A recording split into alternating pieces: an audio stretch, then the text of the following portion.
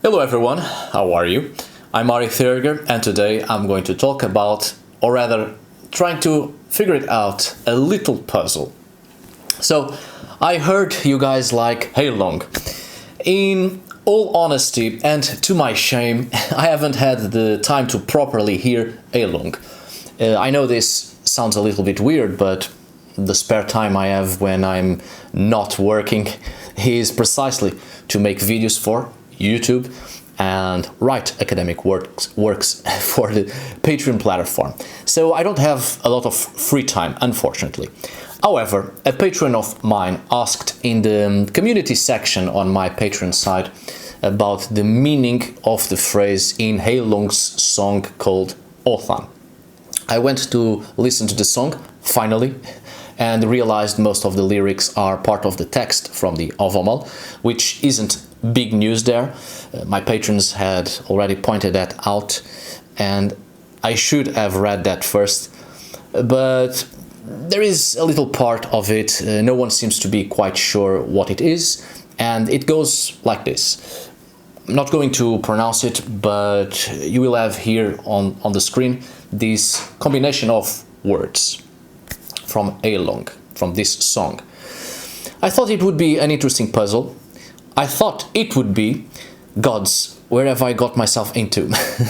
And well, I decided to investigate, and maybe this will be interesting for those who study the runes, such as myself, for at least the past almost 17 years. And here's my conclusion.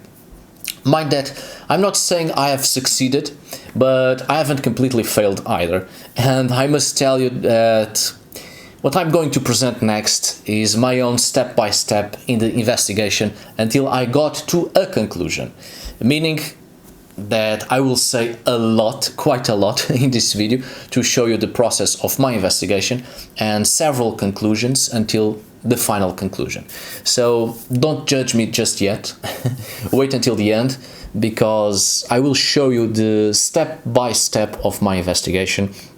So obviously I even contradict myself at some point, just so you understand what I went through. So wait until the very end where I show the conclusion. So here we go. This picture right here is Seeland 2, Seeland, bracteate 2, and it is a Scandinavian bracteate from Zealand, Denmark, which has been dated to the migration period around 500 of the Common Era, 6th century. The bracteate has an inscription in it with the so-called Elder Futhark runes, Proto-Norse runes to be more precise, which reads as, well, I will put it right here on the screen, don't worry. The triple T is a bind rune, a common bind rune of 3 stacked Tiwaz runes, commonly found at the end of inscriptions as a magical sign or propitiator of magic.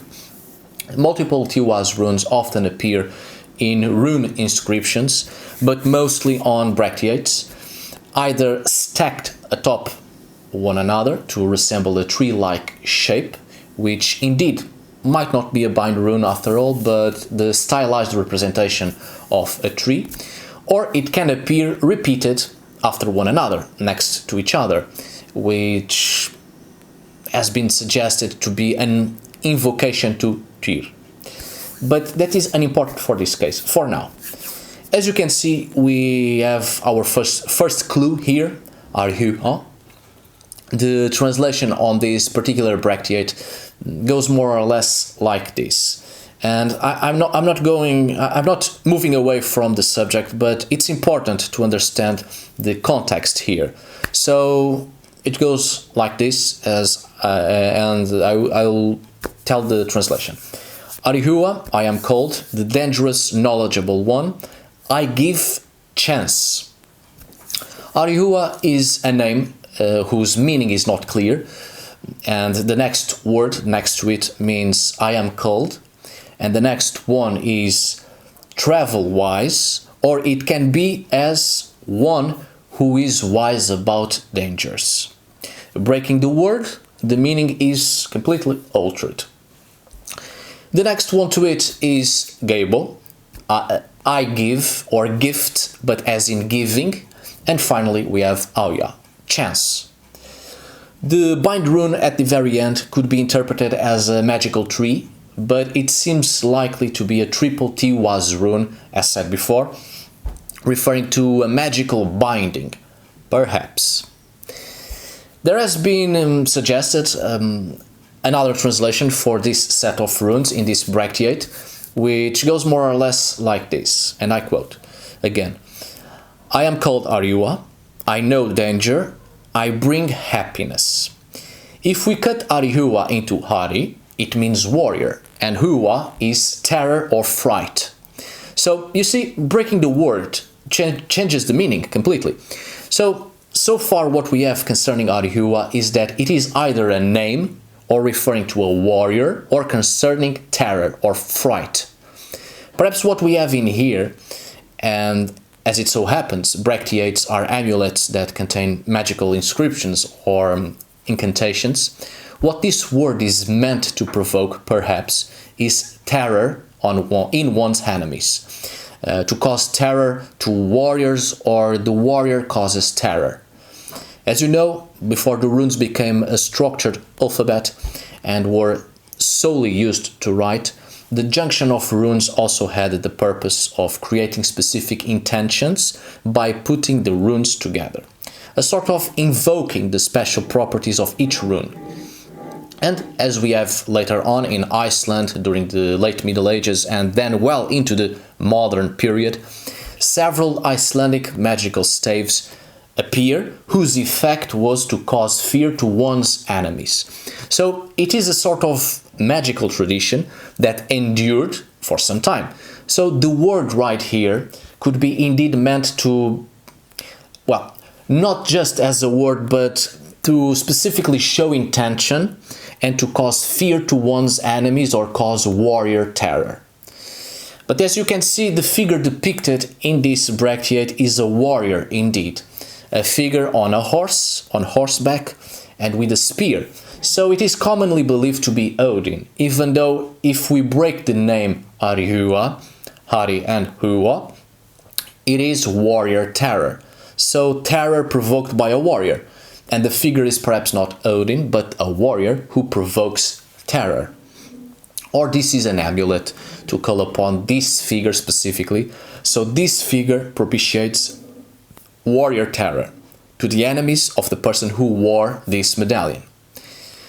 As the inscription ends with 3 stacked Tiwaz runes, which are in relation to the god Tyr, a warrior god, perhaps this rune is calling upon Tyr. So the name Hariuha is an alternative name for Tyr and not Odin, a king. But it remains to be seen. So let's go to the next one. The next one in Heilung's sequence of words is Lautl. We have the Darum bracteate 1 as an example, which reads as I shall put in here on the screen. The first word is referring to the god Freyr, whose name also means the Lord. And the second, the one we want, means invitation. So it reads thus: Freyr's invitation, or the Lord's invitation. What is implied here, judging by the pre-Christian Scandinavian religious background, it isn't the deity itself inviting anyone, but this invitation is to call upon the deity. This bracteate is meant to invite or call upon the blessings of Freyr. In other words, this invitation is to summoning. Many bracteates have figures carved on them, which we understand to be the divine figures these amulets were meant to call upon, to invite. We also have the Funan bracteate, which unfortunately I couldn't find a proper image with one of the sides, which has the inscription right here, which means high. And, well, the most famous side of it reads as I show in here on the screen.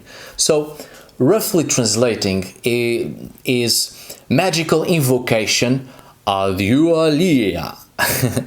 This is a magical formula, so please do pay close attention to what I shall say, what I shall try to explain next.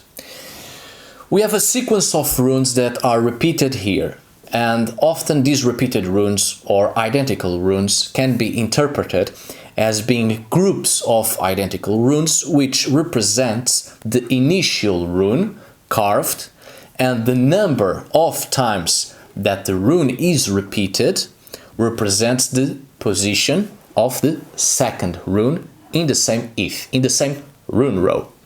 For instance, we have a rune representative of the K rune as an example, and if it appears carved twice, KK, it represents the K rune, Kaunan, and since it is found in the first eth, if we follow the usual sequence or what was determined to be the usual sequence of the Elder Futhark, the Proto-Norse runes, and it is repeated twice, so the second Kaunas is also referring to the second rune of the first eth, which is Urus. So KK represents Kaunan followed by Urus. Perhaps the K rune is a bad example. Let's try it with the rune Isa.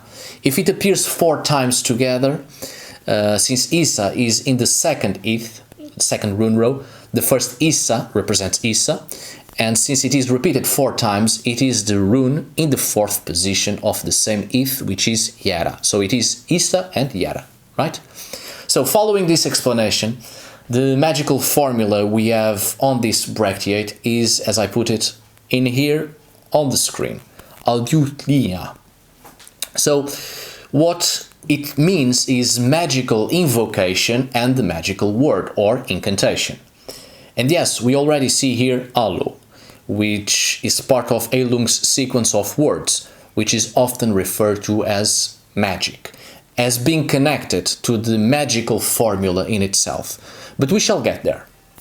So, what we have right now from Heilung's sequence of words is perhaps invocation of warrior terror, or simply the name invocation, perhaps evocation or summoning, calling upon something, calling upon Tyr, as it should be.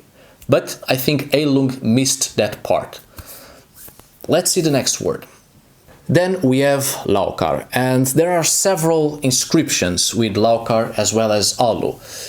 Not particularly both put together, but both appear quite often in many inscriptions, and from the archaeological evidences we understand that Alu and Laukar seem to have been the favorite protective words of the Roman Iron Age period, but sometimes they do come together, either as Laukar Alu, the magic of Laukar, which we shall see further ahead, or Al Laukar and Al is Alu, meaning the magic of Laukar.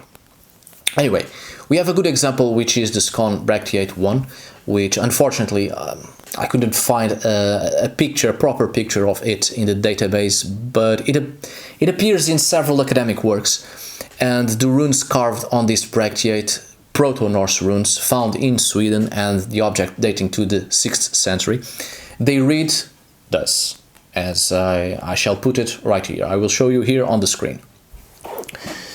We have in here 4 of the words in Heilung's sequence of words, which is why I find this a very, very good example. Laþu Laukar Gakar Alu. This very sequence is in Heilung's sentence. Gakar is Gauka, which is the cuckoo bird, and Gak is often referring to the honk of a goose in Northern Europe. So what is implicit in here is the sound of a bird call, and in this inscription Gakar or Gauka is the cuckoo bird. As we shall see in future videos I have for you, the sound of birds and birds themselves are often related to magical projectiles, or to Seidr, or notions of shamanic trance, and also Galdr itself, spell or incantation from Gala, to chant and singing incantations, referring to high-pitched vocality, just like bird's song. Laukar is Laugus, the rune. So this part, Laþu Laukar Gakar Alu, means evocation Laukas or Laugus and cuckoo magic. Sometimes Laukur is referring to lick, the plant, and in some occasions comes with other elements. And I'll put an example somewhere in here, sometimes followed by the F rune, Fehu, the rune of wealth. And in certain inscriptions, when it ends with the rune of wealth, is precise to invoke the power of that rune and make a magical statement. A need, the need to have wealth on what is described in runes before the Fehu rune, at the very end. But anyway, sometimes the word Laukar comes alone in inscriptions, and it is indeed the name for the rune Loghus, which means water or ocean. But in inscriptions might be precisely to reinforce the power of this rune and maintaining its power, calling upon its power by writing its name.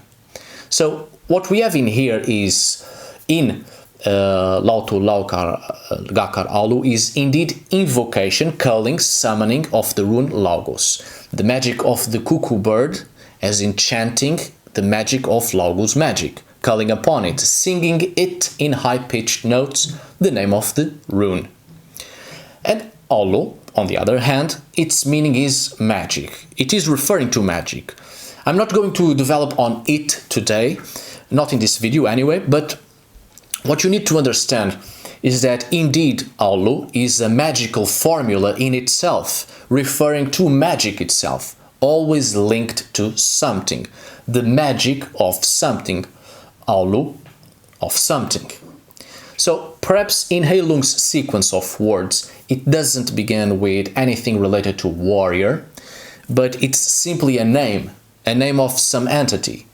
As we have seen before, in translation, I am called Hariuha, giver of something, Gabo.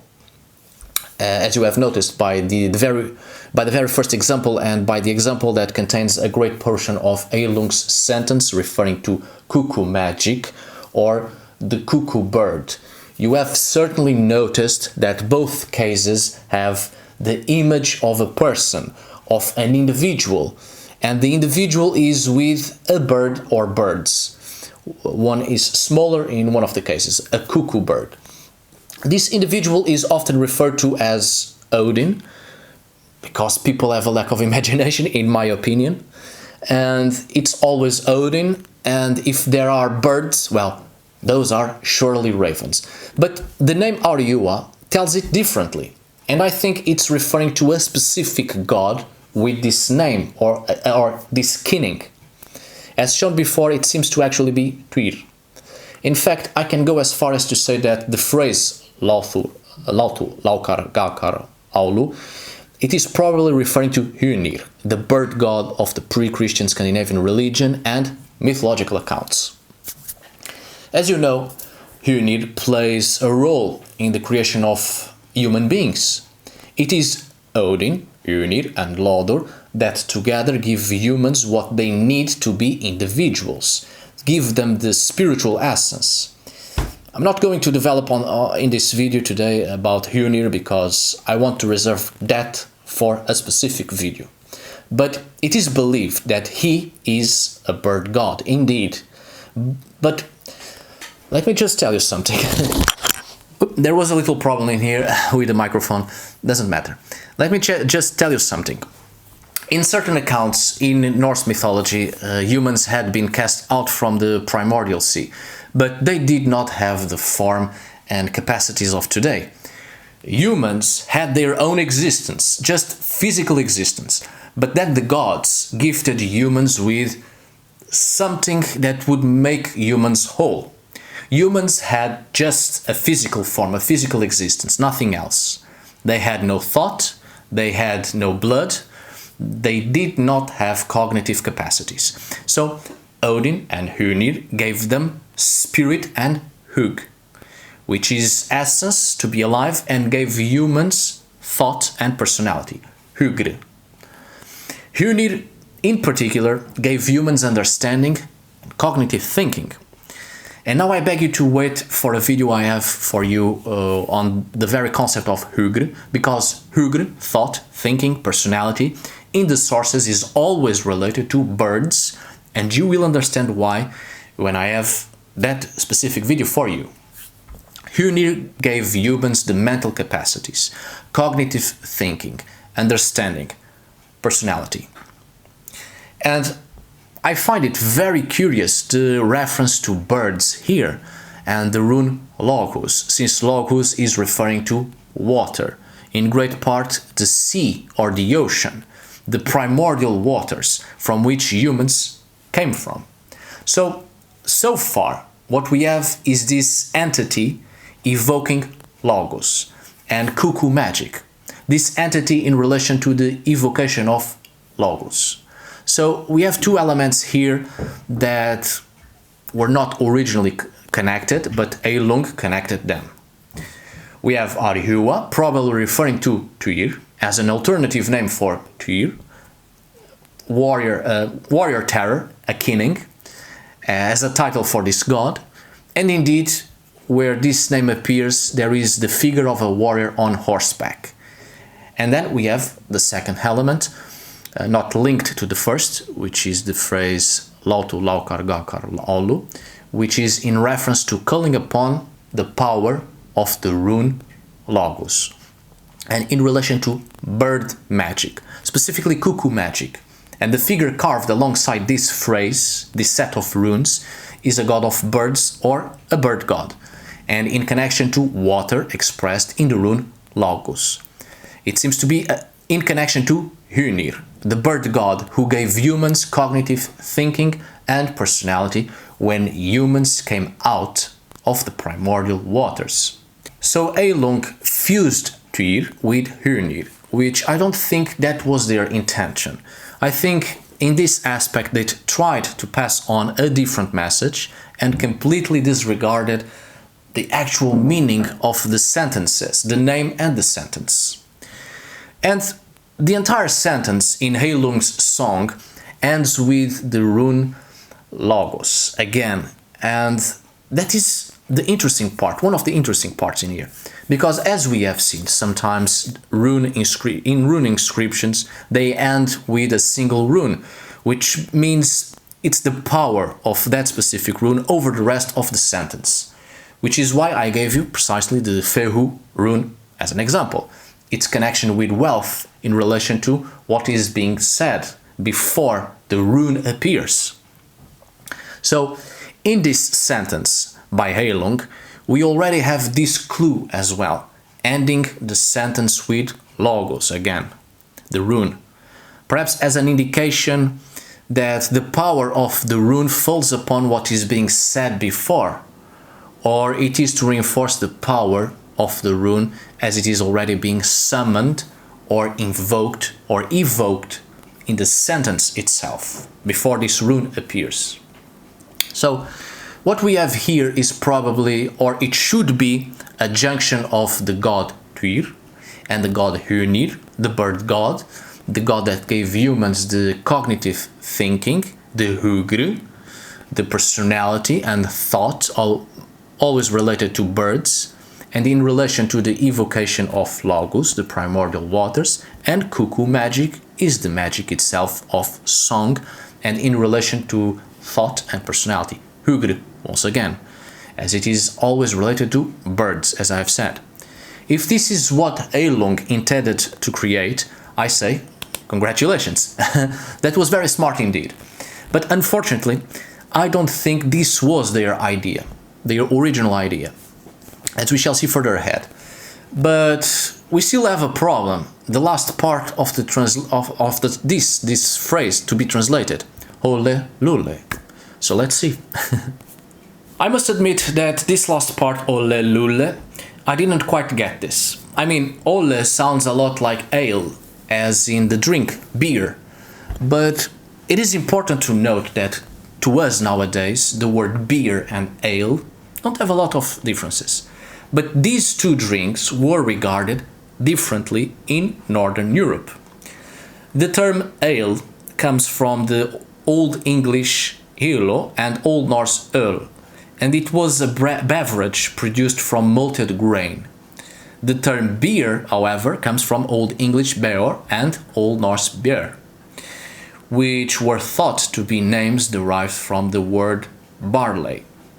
Therefore, when in the sources we find beor or björ, it was thought to be referring to beer because of barley, but were in fact terms used for sweet alcoholic beverages. Björ and beor are terms almost certainly refer to cider, either from apples or pears, which is regarded as weak beer. But we have in the sources also strong beer, which is in Old English ilu and Old Norse öl, which means ale.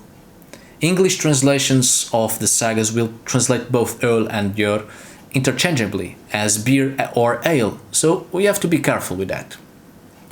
So ole in this sentence could be referred to as ale, the drink consumed not only in festivities but also in some ceremonies, even though it was mead that was reserved for important celebrations in the religious panorama, but the general drink for festivities and special occasions was ale. So it could be ale, this ole, in Old Norse öl. I must admit, I have no idea what this lule means, so far what we have is something like Hariuha, maybe referring to Tuir, as it should be, according to the finding where this name was carved or inscribed. And then we have evocation of Logos, with the representation of a bird god, maybe Hunir. And then cuckoo magic, and probably ale, and then something, and finally Logos, again, the rune. It's particularly interesting that the first name seems clearly to be a deity, a specific deity, although even though in Heilung they connected it with something not originally connected, the name Hariuha with the rest of the phrase of evocation of Logos and cuckoo magic both do not appear together in rune carvings or rune inscriptions. However, when we have the Alu set of runes referring to magic and the bracteate with the phrase evocation, Logos and cuckoo magic, both examples I've shown in here demonstrate the same bird god. But where the name Hariuha appears, the bracteate, I must admit that the figure is a god on a horse with a spear and with a bird on its head, or a snake. So indeed, maybe it is Odin in Heilung's perspective and not Tyr, as Odin is also related to a specific bird, the raven, and to the snake. And then we have the rest of the invocation probably referring to Hunir. Still, there is an interesting fusion by Heilung. Anyway, Hunir seems to be indeed related to the cuckoo and other birds, and related to the rune Logos. Indeed, this figure is carved alongside evocation of the power of Logos, the power of the primordial water. And it is in relation to birds, probably the swan as well. Magic of singing incantations, and Hunir, as we have seen, in relation to birds, specifically to Hugr, which is thought and personality. One of Odin's ravens is Hugin. It derives from Hugr, and it is in relation to the cognitive thinking of Odin, the cognitive thinking and personality of this divine power. But Hugr, on the other hand, is also related to Hunir. We know from the sources that both Odin and Hunir, alongside Lodor, are the three gods that gave to mankind their essence, that which human beings require to be functional living creatures. But Lodor didn't give humans thought and personality. That was given by Hunir, exclusively by Hunir. Laþu Laukar Gakar Alu isn't related to Odin. It is related to the bird god carved on the bracteate with this inscription. It was Heilung that attached to this inscription the name Hariuha, which seems to be an alternative name akin for Tyr and not Odin, linking Tyr with something that wasn't originally linked to him. Or maybe it is in Heilung's perception.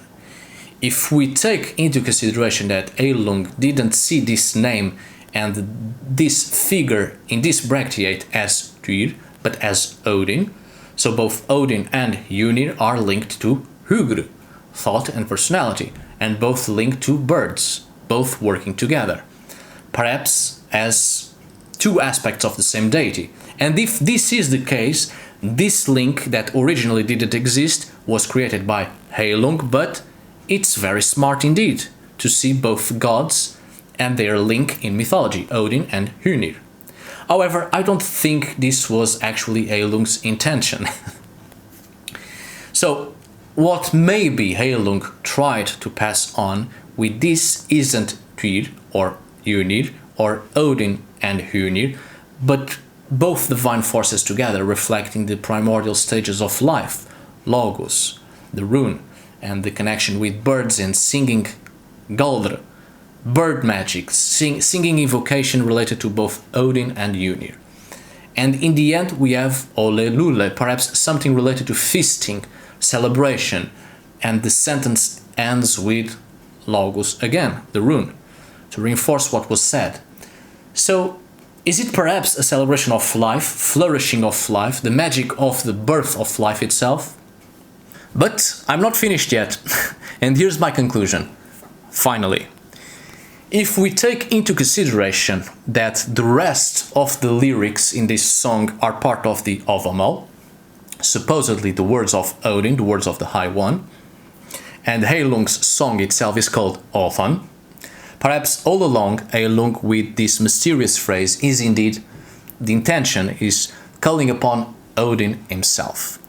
The name Hariuha appears on a bracteate, which originally seems to be referring to Tyr, warrior terror, as an alternative name to Tyr, and not of Odin, but Heilung naturally assumed to be Odin due to the spear and the horse, and this mistake is often done even in the academic field by many scholars. As soon as there is a figure riding a horse and with spear in hand, it's assumed to be Odin. But people seem to forget that the spear was originally the weapon of Tyr. Actually, Thewas, the Germanic god of war, that in Scandinavia would be known as Tyr. And indeed, the bracteate where Hariuha is carved or inscribed, the inscription ends with 3 stacked Thewas runes. Remember, this inscription can be either translated to Hariuha, I am cold, the dangerous knowledgeable one, I give chance, or I am called Hariuha, I know danger, I bring happiness. Read the note below. The entire thing is to call upon Tyr, but indeed Heilung seemed to have connected it to Odin, not just because of the spear and horse, but because of the part, the dangerous, knowledgeable one, giver of gifts, a gift calls for a gift. And so Heilung, by making a fusion with Hariuha, this name, with the phrase evocation of Logos and cuckoo magic, maybe the intention here is indeed an invitation, Lauthu, as in evocation or invocation or summoning or calling upon the god Odin, as he is seen as the god of the runes and the calling of the powers of Logos, by appealing that precisely to Odin and perhaps ending with celebration or of this power. I could have said this all along, obviously, but I wanted to show you my own process of investigation until I reached this conclusion. So, originally, it was the god Tyr linked to an invocation of Logos, which in itself seems to be connected to the bird god Hunir, but Heilung's intention might be indeed to make an evocation to Odin himself. So I would say it is a wrong assumption on the part of Heilung, but it is perfectly understandable, and Heilung's intention also has some merit, and it is perfectly understandable.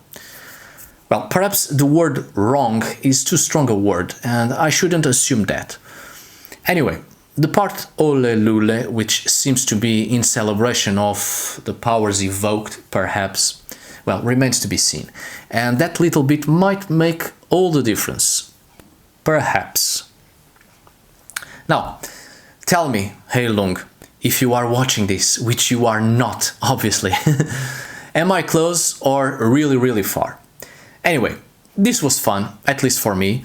This is purely nerd stuff, but I did it all for you. And I hope it was worth it. And I hope you enjoyed it. Alright, my dear friends, thank you so much for watching. See you on the next video. And as always, tack för det.